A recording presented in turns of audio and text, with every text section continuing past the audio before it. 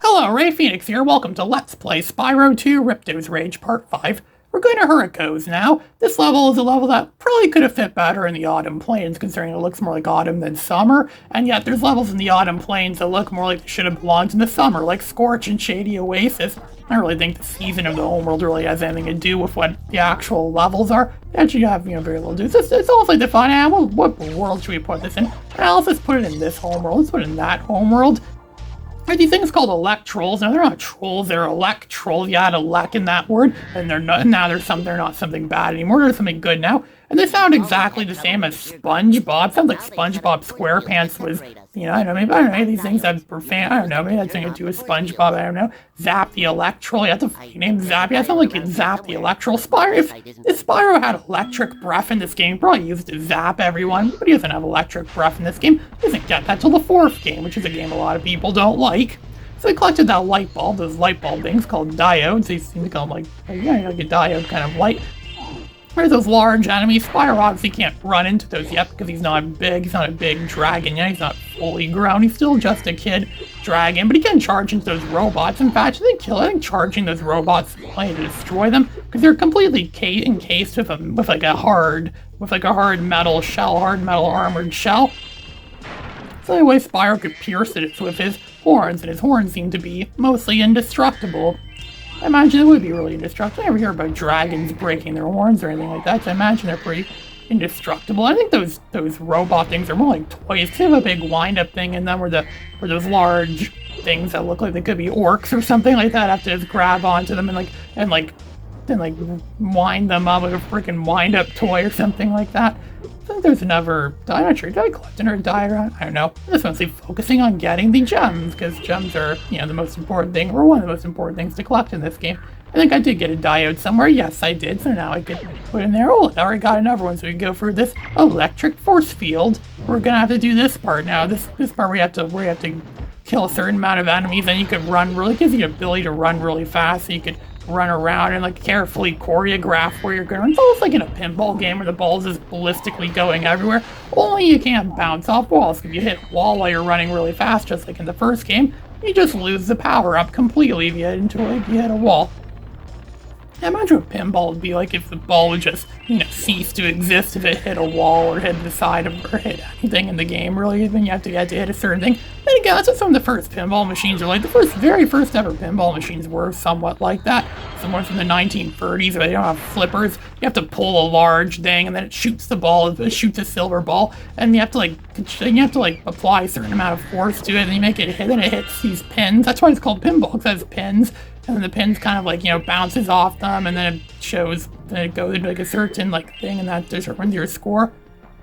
Those old pinball machines actually seemed, those almost seem like larger versions of those little small crappy ones they used to give out at children's parties. Remember you used to go to a kid's birthday party, found out you were lucky enough to get invited to a kid's birthday party where you get a goodie bag afterwards. You have some odd goodies. There'd be an odd pinball machine in there, an odd plastic pinball game, and there'd be treats and stuff. There'd be one of those. I remember one time I got one of those sticky hand things in them that you could just that has a string on it. You could throw it around and stick it to stuff and swing it around kind of thing. There'd be a yo-yo, a little plastic yo-yo thing in there.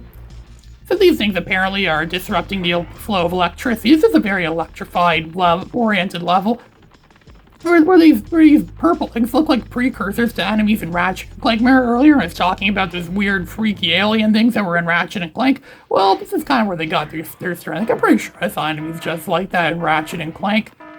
They're gonna come out when you hear that horn, that sound, that siren sound and they're gonna come out and then you have to fry. Man, there's only 10 of them in total. And I don't think they respawn. That's because they don't respawn. You just fry all of them. I think the only way you can really kill them is frying. Look, I already got 4 out of 10. Those things keep changing. I think those things are called elect stones or something, or electric stones or something like that, which Spyro can of course put in his mouth and just spit them out. They don't seem to care of the fact that it was once in Spyro's mouth. They don't seem to care about that at all. They don't seem to care they have a kid dragon helping them regulate electricity. Imagine this place is kind of like the electrical power plant of Avalar. I don't know, maybe that's why it's becoming such a big issue. It's like an energy crisis kind of thing, where the place might run low on electricity. We do have energy shortages sometimes, which cause power outages a lot of the time. Maybe these things are responsible for power outages. Kind of like how people used to blame gremlins on the reason why why planes would crash or why computers wouldn't work properly all the time. The reason why your VCR would suddenly malfunction. People always used to blame it on gremlins. I don't think there ever were any gremlins in this game, but there are some creatures that we know that are were made up for this. Kind of like how Alora's a fawn and Spyro's a dragon. I'm not sure if Electrals ever came from anything. But I know they have. I know they have Norks in the first game. I don't know if Norks were from anything, but I don't know. Maybe they were. Maybe Norks were invented in something. I don't know. I think there's one more enemy just running around here right now that I could currently kill. They don't make that sound that those thieves made in the original Spyro. Those thieves are like, that annoying sound. I don't remember if there were thieves like that in this game. It's funny, I played this game so many times. I don't remember if there were any thieves. I know there were some in Spyro 3 that I can confirm. I don't think there were any of those. I know there aren't any eggs in this game. This is the only PS1 Spyro game that didn't have eggs in it. This is also the last Spyro game on the PS1 that got a release in Japan. Spyro 3 didn't get a release in Japan. Apparently Spyro failed in Japan, all because of a very stupid thing with camera angles. Apparently the Japanese version of Spyro 2, under default settings, the camera is just like how it was in Spyro 1, the Japanese version, where it's like the camera's like oriented above Spyro, and it's like you run around the level and you see Spyro moving around the screen, but it's always from like a bird's eye view kind of thing, or it's like a bird watching it kind of thing and watching Spyro. Now it's kind of didn't really work well, but apparently you can go into the options and change it so it'll play like this. Too bad a lot of people didn't figure it out. I'm sure this game could have been a big hit in Japan. Spyro could have been really popular in Japan, but he never was for stupid reasons like that. I know Crash Bandicoot was successful in Japan, at least I think he was. So now we finally cleared this challenge, and we're going to get... lightning stones. Yes, they are called lightning stones. That's what those things I think were called. We're going to get yet another orb. We now have 11 orbs in our collection, our ever-growing collection of orbs. So we mentioned in the last video that, when I was shushing her off, I mentioned that, these orbs could help you get back to the dragon worlds and help Spyro get to dragon shores. Yes, they definitely do. Orbs are linked to traveling throughout the course of this game, traveling to different worlds. They're supposed to collect as many as possible. Which I am, for the same reason I collect as many power stars as possible in Super Mario 64, because it helps grant you access to other levels in the game. There's a lot of other levels in this game too, where the portals need more power, I think, to go through them. You have to collect a certain number of orbs. So you need to have a certain number of orbs to go through this portal. But pretty much every world in this game is pretty much completed the same way, where you have to fight a boss. There aren't as many bosses in this game as there were in Spyro 1. Spyro 1 had a boss for each homeworld, but then again, this game also has one boss for each homeworld too. This game doesn't have as many homeworlds, so therefore, there aren't as many bosses in this game as there were in Spyro 1.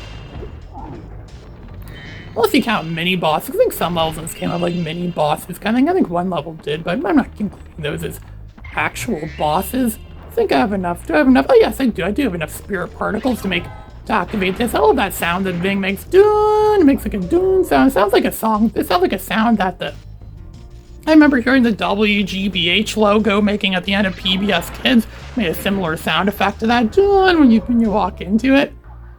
When you walk into that power up there, I hit all those buttons there, so it makes those propellers go slower, because we're going to have to do some platforming with those propellers later, and Spyro doesn't want to become puree, so we've kind of slowed those down a bit. Well, we made them go slow. They're still moving, it's going very slow, so we could do actual platforming with them. The platform game is actually living up to what the genre is supposed to be. Platforming. There is a lot of platforming in this game. It's Spyro. What do you expect for a Spyro game? It's supposed to be a 3D platformer back in... I don't know, 3D platformers still, they're still as popular now as they were. I don't play very many new video games anymore, so I wouldn't really know. I found a mod for Twisted Metal 4 the other day. It was called the Microblast Challenge mod.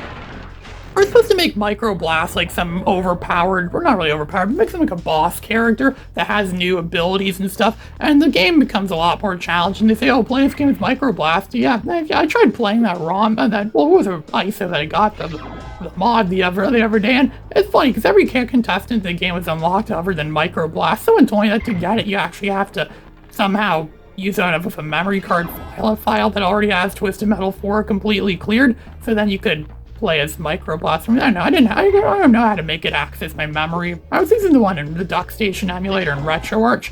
I didn't know how to make it access my memory card that already has data of Twisted Metal 4 on it, so yeah, I don't really know. I'm gonna try to see if I can make it work on the standalone DuckStation. It said it was supposed to work on, or most notably worked on DuckStation. DuckStation seems to be the most popular PS1 emulator right now. I have that on my Samsung Galaxy A04s phone, which plays PS1 games perfectly fine. It runs the PS1 games like a charm, which is why it's more the reason why the A04s phone is my favorite smartphone that I have. I love it so much, and I'm using it right now as my microphone to record commentary for these videos.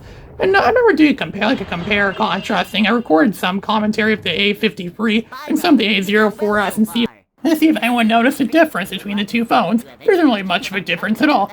Phone microphones have advanced to a point where there isn't really much more advancing could possibly be done. Even the budget phones, the low-end budget phones have really superb microphones in them. I also found out that this A04s phone of mine that I'm using to record this commentary for now is capable of playing PSP games. It can play PSP ISO images. It plays them actually perfectly fine. Sure, there might be some slight lag, but for the most part, it's actually pretty impressive that a low-grade, low-end budget phone could run PSP. PSP, because I was played Wipeout Pulse for the PSP, and that's a pretty advanced game, a pretty 3D, fast-paced game. A game that there's no way a budget phone from 10 years ago could possibly run something like that, and yet it can run it perfectly fine, which is, a major win for the A04s phone. So I'm doing some more platforming here. So you have to jump and glide to all these ledges, jump and glide there, jump and glide, and then do that hover thing. I remember that little Lily guy, whatever his name is. I've been kind of interested in him again lately, because I came across that he had a whole wiki and learning about all his stories and stuff about how he's, he actually does have a pretty large history. I could see why some people got him mixed up with Chris Chan, because they both have pretty peculiar histories, and there's a lot documented of them. Apparently they document their lives a lot, but he played this game a lot, and he actually did like a video series called Oddities and Spyro too. And one of them was about doing some of the challenges in this level, but in an odd order, doing the platforming challenge 2 before platforming challenge 1. I think you got I'm not sure if it was in this level or not, I don't remember. But he got the orbs in kind of an unusual order, and then he got you get a skill point for that. There's also skill points in this game too, but I'm not even sure how you get this. I don't even know if this contribute to your overall progress in the game. I don't even know how many exist in all. So now we got all three of the orbs. All three of the orbs that could be found in this level have been found. So all I have to do is find the remaining gems and get the talisman. The talisman's always at the end of the level. So you have one more diode I can just put into there, and there we go. Then you found where the remaining gems are. Collect all these remaining gems, and is that all of them? No, I don't think that's all of them. I was going to go consult the guidebook and see if Hurrico's 66% complete. Oh, look at that. We're missing one gem. 399 out of 400. We're just short one gem. Where could that one last blasted bloody gem be?